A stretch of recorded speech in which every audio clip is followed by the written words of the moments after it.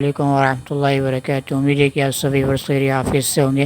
جیسے کہ آپ کو علم ہے کہ میرا چینل ہے یوٹیوب کے اوپر مولانا محمد زید کے نام سے، فیس بک پہ آن قرآن مجید کلاسز کے نام سے میرا چینل ہے، ٹک ٹاک پہ مولانا محمد زید کے نام سے، اسنیک پہ مولانا محمد زید کے نام سے، اور انسٹاگرام پہ محمد زید کرشی کے نام سے میرا چینل ہے۔ آپ مینشن آئی ڈی مینشن اس کو بھی آپ فالو کر سکتے ہیں، جس سے کہ آپ کے علم ہے کہ جہیز کا عنوان چل رہا ہے۔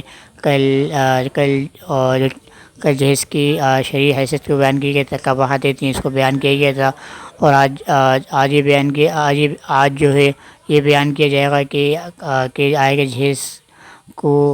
جہیز جب مال وغیرہ دے دیا جائے بچی کو، آئے کہ اس کے اندر جو جہیز دیا جاتا ہے بچی کو، آئے کہ اس کا وراثت میں حق ہے یا نہیں ہے۔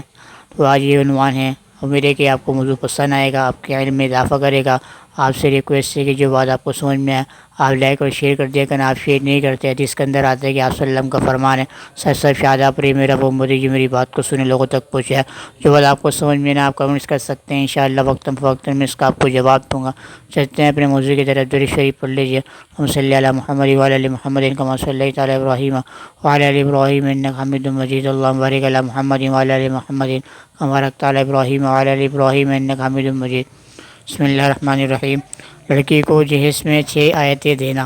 سوال: ایک شادی میں دیکھا کہ لڑکی کے باپ جہیز میں قرآن شریف کی 6 آیتیں دینے پر اصرار کر رہے تھے اور فرما رہے تھے یہ آن دی ریکارڈ تحریری طور پر نوٹ کیا جائے۔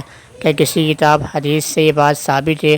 جواب: نہ سنا نہ دیکھا، اور ایسا کوئی مسئلہ حدیث سے ثابت نہیں۔ جیسے کہ عام طور پر یہ ہوتا ہے کہ قرآن کریم بھی دیا جاتا ہے، عام طور کے اوپر جب بچی رخصت ہو رہی ہوتی ہے تو قرآن کریم کے ساتھ اس کو رخصت کیا جاتا ہے۔ اور یہاں پر یہ بھی ہے کہ 6 آیتیں دینا، کہ وہ 6 آیتیں دیں، والد صاحب ہیں وہ 6 آیتیں دیں، وہ کہیں آن دی ریکارڈ اس کو آپ لکھ لیں، آپ تحریر کر لیں۔ آئے کہ اس طرح کا فعل کرنا شریعت کے نور سے جائز ہے یا ناجائز ہے، یہ سوال ہے۔ تو اس کا جواب دیجیے کہ اس طریقے سے کرنا نہ اس کو دیکھا گیا ہے، نہ اس عمل کو سنا گیا ہے، اور نہ حدیث کے اندر اس مسئلے کے بارے میں شریعت کو اپنی رائے رکھتی ہے۔ تو یہ مسئلہ بالکل ناجائز ہے، اس طرح کرنا بالکل ٹھیک نہیں ہے۔ حدیث کے اندر ایسا کوئی مسئلہ نہیں آیا۔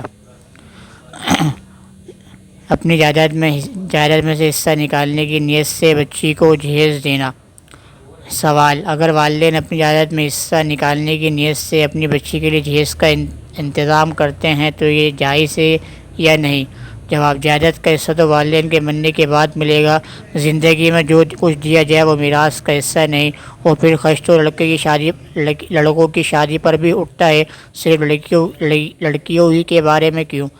سوال یہ ہے کہ جیسے کہ عام طور پہ مسئلہ زور و شور سے جاری ہوتا ہے کہ سوال بھی ہے کہ آئے کہ جہیز دے دیا جاتا ہے، آئے کہ جہیز دینے کے بعد بچی کا حصہ اس کے اندر رہتا ہے یا نہیں رہتا، آئے کہ جو جہیز ہے وہی اس کی میراث کا حصہ ہے، جس کا حصہ ہے۔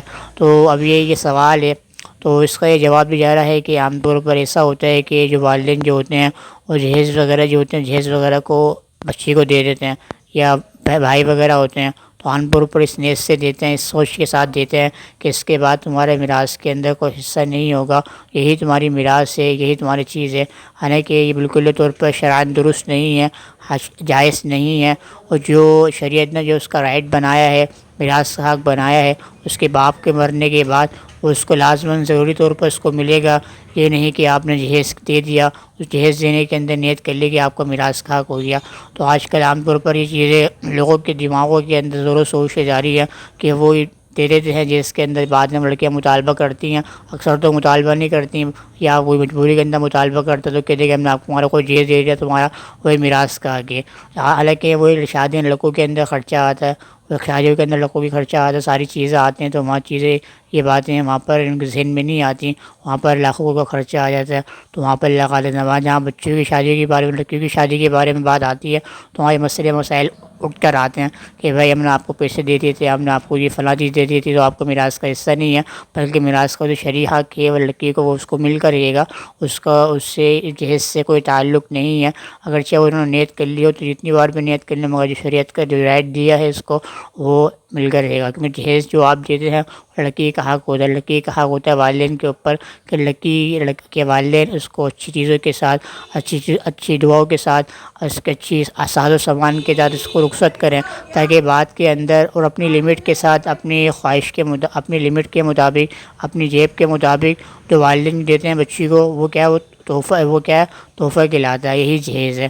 تو اس کے دینے سے میراث میں کوئی جو حصہ ہے وہ ختم نہیں ہوگا، جو جیسے کہ لڑکوں کا حق باقی رہتا ہے، جیسے لڑکی کا بھی حق کیا ہے، وہ باقی رہے گا۔ اس طریقے کی سوچ شریعت اس سے بالکل طور پر اس کو منع کرتی ہے، اس طریقے کی سوچ کو جو شریعت نے جو رائٹ دیا ہے لڑکیوں کو، عورتوں کو، وہ ان کو ملے گا۔ یہ تھی آج کی مجلس، آج کی نشست۔ امید ہے کہ آپ کو موضوع پسند آیا ہوگا، آپ کے علم میں اضافہ کیا ہو، جو بات آپ کو سمجھ میں آ لائک اور شیئر کر دیا کریں، جو بات آپ کو سمجھ میں نہ آپ کمنٹس کر سکتے ہیں، انشاءاللہ وقت میں اس کا آپ کو جواب دوں گا۔ جو آپ سے ریکویسٹ ہے کہ جو بات کہ آپ اس کو لائک اور شیئر کرتے ہیں، جس کے اندر آتا ہے کہ سب سے شاداب رہے میرا وہ مدد، جو میری بات کو لوگوں تک پہنچائے۔ کل انشاءاللہ اسی موضوع پر آپ سے لب کو شیئر کرتے نظر آؤں گا۔ میں آپ سے اجازت چاہتا ہوں۔ السلام علیکم ورحمۃ اللہ وبرکاتہ۔ ٹیک کیئر، اللہ حافظ۔